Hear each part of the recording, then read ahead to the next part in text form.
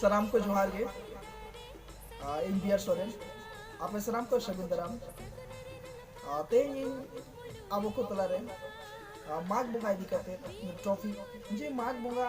दो अब तीस और माघ बंगा दो चेक कमी होरा को मेना खाटो तो ले रिया है रिकेया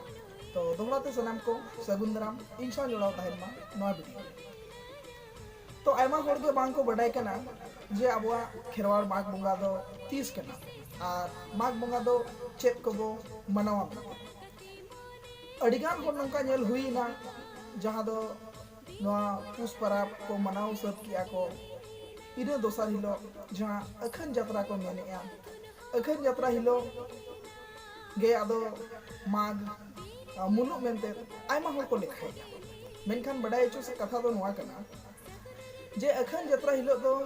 बांग्ला रिया पंजी लेकाते और बांग हिंदी कैलेंडर हिंदी पंचांग लेकाते उना दो आकवा माघ बंगा रिया नवा शर्मा मेनते नवा मुलुक शर्मा मेनते को लेखाया मेनखान कथा नवा कना जे आबोआ लेखा रे दो गोटा गुटी लेखा मेना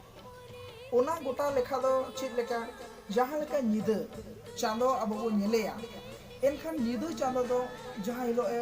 मुलुगुआ इन हिलो खन आबोआ लेखा दो मेना जहां दो मिदिन मणांग दो डंगरी कड़ा को नेलेया एनखान दो ना दो जियल अमी बो मेता कना और जहां हिलो आबो बो नेलेया इन हिलो दो मन अमी एनखान ओडे खन आबोआ लेखा दो मेना एनखान आयमा हो नवा जिनिस बांग को बडाय खातिर ते तेन अखन यात्रा हिलो माघ बंगा मेनते और मेन गानो खान दो बर्ती कते अब खेरवाड़ पिलचू हपन को हो नवा को उहेरो का निता ऑक्टो मेनखान बडाय ओचो हो नवा इन रिकया जे नवा जहां अखन यात्रा कना और बांग नवा जहां पुष परब कना नवा दो मिटन जमयू परब कना जहां दो अब हपड़ाम को लई लेकाते जे नवा दो मिटन कमी पुरो जहां तिना के कमी को ताहे कना चास बास रिया ओना सनामा कमी चास बास चेदाते अब दो माने जमयू ना अब दो हुड़ू चावले गे कना और ना हुड़ू चावले चास बास कते अब नय ओना हुड़ू चावले तेगे मिद शर्मा धरी बो जमा एनखान ओना रना कमी जहां तना ताहे कना जहां लेका नवा आषाढ़ बंगा करे खन जहां तना कमी एहबो कना आषाढ़ सम भादर दसाई नते सोहराय आंघाड़ धरी आदो सर्दी घमाघूड़ कमी रे जतो हड़ को ताहेना हुड़ू को एरा को आफोरा को और इन साव सावते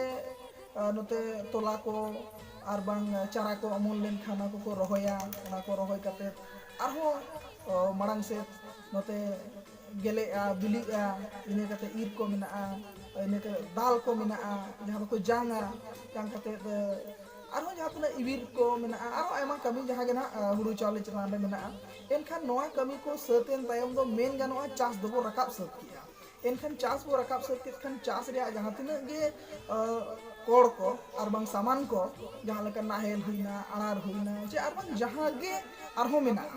ओना कोड़ को दो आदो अरु फुरचे बड़ा काते मिथी सुनुम को और बांग हलंग और सिंदूर को ओना दो को टिडगाते एम दो रोफार को दो का जे नवाते नो मिद शर्मा रे जम न्यू ले रकाब किया मा नोंका गे आरो दाराय कान शर्मा हो नोआ कोड़ कोते गे नोआ नाहेल आगम अनार कोते गे और जहां तिना कोड़ मेना नोआ कोड़ कोते गे आले मांग से चास बास ले दाड़े मा ओना रिका मेनते आदो ओना दो को कमिया दोसर कथा नोआ कना जे मिटन कमी सतेना एनखान बो जिरो एनखान ओना जिरो लगी बकरा गे ओना जम न्यू को जहां गे ना पिठा लाठा को तैया और ओना को जम न्यूया आदो आंघाड़ खन एहब काते जम न्यू दो आंघाड़ और पुष दो जम न्यू रिया गे ऑक्टो कना आदो बडाय चो सनया जे जहां लका गे ना पुष चांदो चाबा आय पुष चांदो चाबा अमस आय जहां बो मेता वास आय तो अमसिन तायम खान गे दोसार हिलो खान जहां दो चांदो जियल अमी कते मन अमी से चला एनखान लेखा बो एहबा चांदो लेखा एनखान अब माघ बंगा एहबा माघ बंगा रे दो आदो मोड़े महा जहां लका गे हुइबा एनखान मोड़े महा हिलो दा अब माघ बंगा मेना ओना माघ बंगा दो अब खेरवाड़ सेरवा लेकाते सेदाय खन गे जहां तीन भोर माघ बाको बंगा उन भोर दो आय हड़ को और बांग बाबा हड़ को अथौड़ी दो बुरु दो बांग को बंगना नोआ अब सावता रे अरी कना इखान नेतार दो बांग बडायते आर बांखान दो सावता अनहेड़ा कते को ताड़ामेद खातिर आयमा हर दो साहान साकाम अगुन को सेनोक कना आदो बडाय चो सनन करा नोआ गे जे तेहेन माग मुलुग आय माग मुलुग कते जहां गे ना बोंगा बुरु रना कमी जतो खुन मांग इन सावते आबो बो बडाय गया जे बोंगा बुरु रे मोड़े माह को बोंगाया और बोंगा कते उनको बोंगा को रूम बड़ा कते गे आदो उनको हूँ आको गे मांग दो को अगुया जहाँ डर को एमान को नितंग बो नेलिया जे नय जहाँ तना अतु रे गनत बो आगाम हड़ को ताहेना मझी हुईना नायके हुईना पारनिक को हुईना गोडेत को हुईना जगमझी को हुईना नुकुआ ओड़ा रे नुकुआ सड़ीम रे आदो ओना दो तायम ते सगाड़ मेनते आर बा नुकु गनत को गो किया ओना मेनते मिटन चिन्ह अतु रे हुईआ ओना मेनते गे तायम दो सड़ीम रे उनकुआ सड़ीम रे ओना बुरु खन अगुआ ओना डर को सार्जम डर मान डर को ताहेना ओना डर को आदो को लादे रखा एनखान कथा नुआ कना जे आबो तो माने सोरेस ता होना जहां दो नुआ दो एटा समाज रे एटा संस्कार दो बन आबो तो धर्म मनाव बताव कते गे आबो दो बो सेनोआ चलाक कना ते आबो संस्कार लड़ाक कना तबे एना नुना निराय नपाय खुशी रस्क हेसे सेकेज मेना बुना एनखान आबो जतो हड़ बो बडाय गया जे आबो दो किचा चांदो करे दो बाबो बोंगा बुरुआ किचा चांदो करे दो गिरा बाबो तोला किचा चांदो करे दो आरहों उनकाना जहां गे मेन गानोआ सगुन कमी को उनका बाबो आतरेया तो नुंकाना कथा कना और माग बुंगा रे जहां तना गलमारा आरहों मेना एनखान माग बुंगा रे आबो जतो हड़ बो बडाया जहेर रे बुंगा इखान नेतोंगा ऑक्टो रे कज लई सनया माना जे गुरु गंके लयका और हपड़ाम को लयका लेका आबो दो आदिवासी सावता दो संतान बोंगा थान दो जहेर मारांग बोंगा दो मारांग एनखान आबो नुआ बडाय कातित रेहो नितोंग धरि बोंगा थान मा जहेर कान गया इखान नुआ नेलयामो कना आषाढ़ रे आषाढ़िया और फागुन रे बाहा बोंगा नुआ बेगोर आरहो जहां तना बोंगा मेना उना कोदो आयमा हाना नवा टोठा रे और बांग हाना नवा ठाव करे गोडा करे खेत करे एमान एमान जगह रे बो बोंगाया आदो ठीक है ओना हो गलमाराव रे कथा कान गया ओना दो परे इन गलमारावा ओना रे हो एतेत मेना तो एनखान नवा बोंगा थान रे हुनंग माग बोंगा हो हुयु दो बाहा बोंगा हो एरो बोंगा जतो बोंगा गे नवा जहर रे हुयुआ हेचे जनतार लगी दो जुदा गिया गोसाड़े रे दो जुदा गिया गोराम रेना दो जुदा गिया इखान जहां अबुआ बोंगा मेना ओना बोंगा को दो जहर रेगे हुयुआ आदो जा नितोंग नवा नेल जामोक कना जे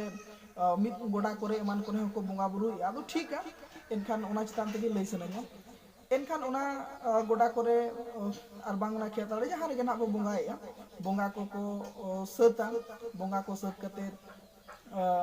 ओना कमी को ना जहां तना गे गावला पोस्टा ते मेना जहां दो नवा हर को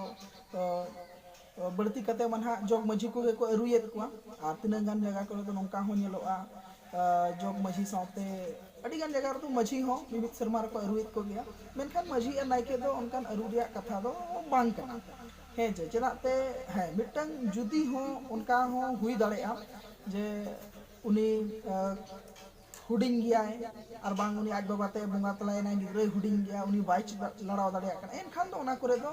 उनका कमी चलाव लेका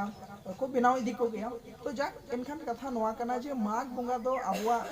नवा शर्मा कना और ओना नवा शर्मा दो उनका आबुआ बुंगा बुरु को मेना आदो माग बुंगा रे पूरा बुटा धरा आर के लई सनन कना जे माग मोड़े माह रे माग बुंगा बो बुंगायना इने कते याय माह हुयुआ ओना माग ना याय माह जहां कना इना माह रे गुरु गंके पंडित रघुनाथ मुर्मू परसु सिंचालो नुकिन किन बोंगा तलाना ओना मेनते गे माग याय माह हिलो खन अकिना गुरु माह मेनते मनावआ जहां दो गुरु कुनामी और ओना गुरु कुनामी रे नितंग नय सपड़ाव कना उनका दो 1982 जहां दो गे आरएसआ इरेल गे बार शर्मा खन गे डनबुस डहाडी रे गुरु दर्शन से गुरु हिरी गुरु नेपेल मेनते कामी मोरा सपड़ाव अगु कना और ओना रे दिसम दिसम परम खन हड़ को हिजुआ अडी रस्क अडी रमोश मिटंग जुमिद रिया ओने ठाव नेल ᱧᱟᱢᱚᱜᱼᱟ सावते गुरु ठेन अमंग को हतावा सावता लगी जाति धर्म रा ऑल परसी रेना कामी को पुरौ लगी और नोंका कते गुरु कुनामी हो अडी नपाय गे गुरु हिरी को हुयुआ गुरु कुनामी दोसार हिलो जहां दो कुनामी बो मेता ᱚᱱᱟ ᱠᱩᱱᱟᱹᱢᱤ ᱦᱤᱞᱳᱜ ᱫᱚ ᱵᱤᱫᱩ ᱟᱨ ᱪᱟᱸᱫᱟᱱ ᱛᱟᱹᱠᱤᱱ ᱱᱟ ᱚᱯᱮᱞ ᱢᱟᱦᱟ ᱢᱮᱱᱛᱮ ᱞᱮᱠᱷᱟ ᱨᱮ ᱦᱮᱡ ᱟᱠᱟᱱᱟ ᱜᱩᱨᱩᱣᱟᱜ ᱞᱟᱹᱭ ᱞᱮᱠᱟᱛᱮ ᱡᱮ ᱵᱤᱫᱩ ᱟᱨ ᱪᱟᱸᱫᱟᱱ ᱛᱟᱹᱠᱤᱱ ᱫᱚ ᱢᱟᱜᱽ ᱨᱮᱱᱟᱜ ᱠᱩᱱᱟᱹᱢᱤ ᱨᱮᱜᱮ ᱩᱱᱠᱤन ᱫᱚ ᱢᱟᱱᱟᱝ ᱠᱤᱱ ᱧᱟᱢᱟ ᱚᱱᱠᱟ ᱵᱚᱸᱜᱟ ᱵᱩᱨᱩ ᱞᱮᱠᱟ ᱛᱮᱫᱚ ᱟᱫᱚ ᱩᱱᱠᱤᱱᱟᱜ ᱚᱯᱮᱞ ᱢᱟᱦᱟ ᱠᱟᱱᱟ ᱟᱨ ᱟᱵᱚ ᱵᱚ ᱵᱟᱰᱟᱭ ᱜᱮᱭᱟ ᱵᱤᱫᱩ ᱟᱨ ᱪᱟᱸᱫᱟᱱ ᱫᱚ ᱟᱵᱚᱭᱤᱡ ᱚᱞ ᱵᱚᱸᱜᱟ ᱵᱤᱫᱩ ᱟᱨ ᱪᱟᱸᱫᱟᱱ ᱫᱚ ᱟᱵᱚᱭᱤᱡ ᱢᱟᱨᱥᱟᱞ ᱵᱚᱸᱜᱟ ᱵᱤᱫᱩ ᱟᱨ ᱪᱟᱸᱫᱟᱱ ᱜᱮ ᱟᱵᱚᱭᱤᱡ ᱜᱚᱱᱚᱲᱦᱮᱫ ᱵᱚᱸᱜᱟ ᱠᱟᱱᱟ ᱠᱤᱱ ᱡᱟᱦᱟᱸ ᱫᱚ ᱱᱩᱠᱤᱱ ᱟᱛᱮᱫ ᱜᱮ ᱚᱞᱪᱤᱠᱤ ᱟᱵᱚ ᱵᱚ ᱧᱟᱢ ᱟᱠᱟᱜᱼᱟ ᱟᱨ ᱜᱩᱨᱩ ᱜᱚᱢᱠᱮ ᱦᱚᱸ ᱵᱤᱫᱩ ᱪᱟᱸᱫᱟᱱ ᱯᱚᱛᱚᱵ ᱨᱮ ᱵᱩᱴᱟᱹ ᱥᱟᱺᱦᱤᱡ ᱮ ᱞᱟᱹᱭ ᱟᱠᱟᱫ ᱜᱮᱭᱟ ᱡᱮ ᱵᱤᱫᱩ ᱟᱨ ᱪᱟᱸᱫᱟᱱ ᱛᱟᱹᱠᱤᱱᱟᱜ ᱜᱟᱨ ᱞᱮᱠᱟ ᱛᱮᱜᱮ ᱛᱮᱦᱮᱧ ᱚᱞᱪᱤᱠᱤ ᱦᱚᱸ ᱦᱮᱡ ᱟᱠᱟᱱᱟ ᱛᱚ ᱱᱚᱝᱠᱟ ᱠᱟᱛᱮ ᱢᱟᱜᱽ ᱵᱚᱸᱜᱟ ᱨᱮᱭᱟᱜ ᱠᱟᱹᱢᱤ ᱢᱮᱱᱟᱜᱼᱟ ᱤᱱᱟᱹ ᱠᱟᱛᱮ ᱟᱨᱦᱚᱸ ᱢᱟᱜᱽ ᱵᱚᱸᱜᱟ ᱠᱚ ᱠᱟᱹᱢᱤ ᱱᱚᱝᱠᱟ ᱵᱚᱸᱜᱟ ᱵᱩᱨᱩ ᱨᱮᱭᱟᱜ ᱠᱟᱹᱢᱤ ᱠᱚᱫᱚ ᱢᱮᱱᱟᱜᱼᱟ ᱥᱟᱶᱛᱟ ᱟᱹᱨᱤ ᱞᱮᱠᱟᱛᱮ ᱤᱱᱟᱹ ᱠᱟᱛᱮ ᱢᱟᱜᱽ ᱵᱚᱸᱜᱟ ᱛᱟᱭᱚᱢ ᱫᱚ ᱵᱩᱨᱩ ᱦᱟᱨᱟ ᱠᱚ ᱟᱲᱟᱜᱚᱜᱼᱟ ᱵᱩᱨᱩ ᱦᱟᱨᱟ ᱠᱚ ᱟᱲᱟᱜ ᱮᱱᱟ ᱤᱱᱟᱹ ᱠᱷᱟᱱ ᱜᱮ ᱛᱟᱭᱚᱢ ᱫᱚ ᱟᱨᱦᱚᱸ ᱯᱷᱟᱹᱜᱩᱱ ᱵᱚᱸᱜᱟ ᱥᱮᱫ ᱠᱚ ᱪᱟᱞᱟᱜᱼᱟ ᱛᱚ ᱯᱷᱟᱹᱜᱩᱱ ᱵᱚᱸᱜᱟ ᱨᱮᱭᱟᱜ ᱠᱟᱛᱷᱟ ᱢᱟ ᱯᱷᱟᱹᱜᱩᱱ ᱵᱚᱸगा ᱨᱮᱵᱚ ᱟᱨᱚ ᱫᱷᱚᱲᱟ ᱵᱚ ᱜᱟᱞᱢᱟᱨᱟᱣ ᱜᱮᱭᱟ ᱟᱨ ᱱᱚᱣᱟ ᱢᱟᱜᱽ ᱵᱚᱸᱜᱟ ᱨᱮᱭᱟᱜ ᱜᱟᱞᱢᱟᱨᱟᱣ ᱫᱚ ᱱᱚᱣᱟ ᱞᱟᱹᱜᱤᱫ ᱤᱧ ᱨᱤᱠᱟᱹ ᱠᱮᱜᱼᱟ ᱡᱮ ᱟᱭᱢᱟ ᱦᱚᱲ ᱵᱟᱝᱠᱚ ᱵᱟᱰᱟᱭᱮᱜᱼᱟ ᱱᱚᱣᱟ ᱮᱠᱷᱮᱱ ᱡᱟᱛᱨᱟ ᱠᱷᱚᱱ ᱜᱮ ᱩᱱᱠᱩ ᱫᱚ ᱢᱟᱜᱽ ᱵᱚᱸᱜᱟ ᱟᱨ ᱵᱟᱝ ᱠᱷᱮᱨᱣᱟᱲ ᱱᱟᱣᱟ ᱥᱮᱨᱢᱟ ᱢᱮᱱᱛᱮ ᱟᱭᱢᱟ ᱦᱚᱲ ᱠᱚ ᱢᱟᱱᱟᱣ ᱜᱮᱭᱟ तो दिकुआ कैलेंडर लेकाते हिंदी पंचांग कैलेंडर मेन बांग्ला को पंजिम मेना उनको लेखा लेकाते तो तारा तारा चांदो को लेखा किना जहां दो नोआ पुस रिया तारा चांदो जहां दो पुस रिया गेल मोड़े महा और नोते माघ चांदो जहां मुलुग आय ओना रिया गेल मोड़े महा नोंका काते मिटन गोटा चांदो उनको को लेखा अगुए आदो ओनाते उनको सादो कई बांग गापान गोदो गया ताबोना तो नोआ उयहर मा सनाम को और मिटन मुचित रे मित कथा सदर सनेኛ गालमाराव सनेኛ अब को तलारे कथा नोआ कना जे आयमा हर के नेल हुई कना जहां दो माघ चांदो मुलुगो कना माघ चांदो मुलुग कते मोड़े माहा ओना रे आबुआ माघ बोंगा मा मेना गया साथे नोआ हो नेलो कना जे दिकु को तेहेन अब को पंजा हका ओना दो चीज लेकार को पंजा के पोना नोआ को उहेर लती गया ओना दो नोंका कना इने उहेर लईया और बांग हपराम को इतिहास बा हिस्ट्री को पढ़ाव कर बड़ाई नाम करना जे नोडे जहाँ लेका माघ चांदो रे मुड़े माह रे अब माघ बो बंगा आदो ठीक उनका गे दिकु को हो आदो सरस्वती बंगा को अगु अब को लोटो मचो लगी अब हर और आबोरिन गिद्रा को भटका मचो लगी ओने दो सरस्वती बंगा को अगु जहाँ ते आबोरिन गिद्रा माघ बंगा रे बांग चलाव कते आबोरिन हर माघ बंगा बुरु बांग सेन कते उनी दो तानते सरस्वती पूजा से चला कना ओना को ऑर्गेनाइज एनखान नोआ मिटन आबोरिन जुआन कोड़ा कुड़ी गिद्रा को भटकाव रे आदि मना हर को अपनाव किया एटा छतिक को दोसर कथा जहाँ का नेल में बाहा बंगा अब सेदाय खन बो बडाय कान तेन बाहा बंगा दो फागुन कुनमी रे हुयुक कान हे जे गुरु गंके हो हर सरेन पतब रे लय का जे अडिगान जगह रे कुनमी रे बो मनाव ताय इखन नेतम दो बय बयते ओने बो नेल इदी के खान दो ताम दो ना मुड़े मार बो अगु का हपराम को गलमराव लेकाते तो कथा नोआ कना जे तेहेन कुनमी रे हो जदी नेला एनखान दो फागुन कुनमी रे उनको दो होली को जहाँ दो नोआ रंग को खेला एनखान नोंका कते अब आयमा बोंगा नेल अब जहाँ तिना गे बोंगा बुरु मेना और बांग उनकाना पराब पुनई मेना एनखान आबुआ समाज रिन हर को खासकर मेन गानो खान दो पिलचू हराम हपन को और बांग खान दो उनको खेरवाड़ हपन को भटका ओचो लगी जे बांग आकोरे मेसा को लगी अडिगान मिटन षडयंत्र के तहत उनको को कमी केना नोआ दो अडी खाटो उहर ते मा बाय निन्यामुआ इखन अडी लटुम उहर खान अडी जिलिने उहर खान ना को निन्यामुआ तो नोंकान कथा केना आदो ठीक गया नोआ को आरहो बुटा सही गलमराव को मेना गया अपराम को कथा लेकातिया जहाँ लेका माघ बोंगा दो चेदा को मनावा माघ बोंगा रे चेत चेत को मनावा माघ बोंगा रे चेत लेका बोंगा बुरु हुआ और बांग माघ बोंगा ना पु सनामा कथा आरहो नेक्स्ट वीडियो रे लई रे अनि रिकया साथे उनका के बाहा बोंगा रे हो लई रे अनि रिकया जहाँ दो हपराम को लई लेकाते और गुरु गंके जहाँ लई का भारत दिसम तलारिन होन हपन को साथे भारत खन बाहरे रिन हो जहाँ लेका मेन में नोआ नेपाल खन भूटान खन जहाँ हर को हेज लेना बांग्लादेश करे खन हर को हेज लेना 1977 रे जहाँ दो झाड़ग्राम बेतकुंदरी डही रे एनखान ओंडे ना कहानी लेकाते ओंडे ना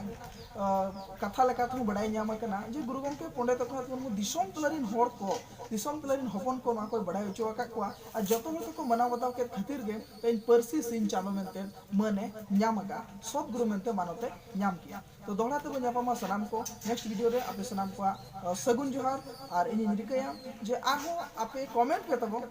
बेस खन बेस वीडियो बनाव रे इन रिकाया मा दोहराते सनाम को सगुन सरहाव सगुन लसाण जोहार।